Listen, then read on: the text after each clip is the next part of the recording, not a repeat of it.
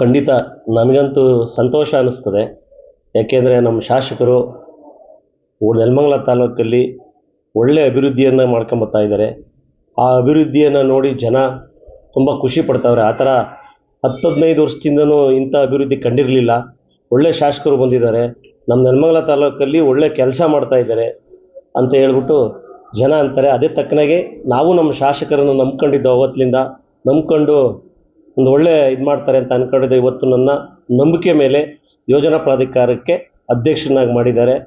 ನಾನು ನಮ್ಮ ಡೈರೆಕ್ಟ್ರುಗಳು 3 ಜನನು ಸೇರಿ ಒಂದು ಒಳ್ಳೆ ಕೆಲಸ ಮಾಡಬೇಕು ಅಂದ್ಕೊಂಡಿದ್ದೀವಿ. ಖಂಡಿತವಾಗ್ಲೂ ನಾವು ಒಳ್ಳೆ ಕೆಲಸ ಮಾಡೋಕ್ಕೆ ಬಂದಿದ್ದೀವಿ, ಒಳ್ಳೆ ಕೆಲಸ ಮಾಡ್ತೀನಿ ಅಂತ ನನ್ನ ಭಾವನೆ. ಈಗ ನಾರಾಯಣಗೌಡರಾಗಿದ್ರು ಏನಾದರೂ ಮಾತುಕತೆ ಆಗಿತ್ತಾ ಬಿಟ್ಕೊಡ್ಬೇಕು ಅಂತ? ಇಲ್ಲ, ಆ ಥರ ಯಾವುದೂ ಮಾತುಕತೆ ಆಗಲಿ ಏನೇ ಆಗಲಿ ಇಲ್ಲ. ನಮ್ಮ ಶಾಸಕರ ನಿರ್ಧಾರ, ನಮ್ಮ ಶಾಸಕರು ಯಾರು ಒಳ್ಳೆ ಕೆಲಸ ಮಾಡ್ತಾರೆ, ಯಾರು ಇದು ಮಾಡ್ತಾರೆ ಅನ್ನೋದು ಅವ್ರಿಗೆ ಗೊತ್ತಿದೆ. ಅವ್ರು ಏನು ಮಾಡಬೇಕು ಅನ್ನೋದು, ಯಾರು ಒಳ್ಳೆ ಕೆಲಸ ಮಾಡ್ತಾರೆ ಅನ್ನೋದು ಮಾಡಿದರು. ನಮ್ಮ ನಾರಾಯಣಗೌಡರು ಇಷ್ಟು ದಿನ ಒಳ್ಳೆ ಕೆಲಸ ಮಾಡ್ಕೊಂಡು ಬಂದಿದ್ದಾರೆ.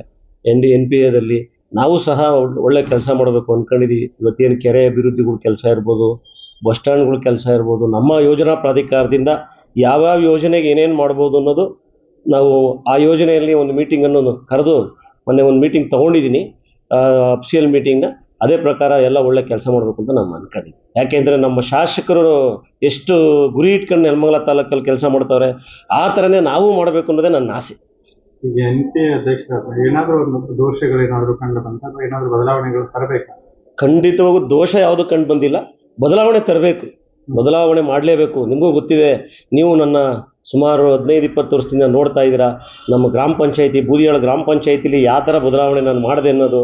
ಇವತ್ತು ಒಂದು 5 ಫ್ಲೋರ್ ಗ್ರಾಮ ಪಂಚಾಯತಿ ಇರ್ಬೋದು, ಒಂದು 14 ನೀರಿನ ಘಟಕ, ಅಂಗನವಾಡಿಗಳು, ಸ್ಕೂಲ್ಗಳು ಎಲ್ಲ ಮಾಡಿದ್ದೀವಿ. ಅದೇ ಥರ ನಾನು ಮಾಡಬೇಕು ಅಂತ ನನ್ನ ಆಸೆ. ನನ್ನ ತಂದೆ ಹೆಸರಲ್ಲೂ ಸಹ ಒಂದು ಸ್ಕೂಲ್ ಕಟ್ಸಿದ್ದೀನಿ ಪಾಪಬಾಯಿಪಾಳ್ಯದಲ್ಲಿ.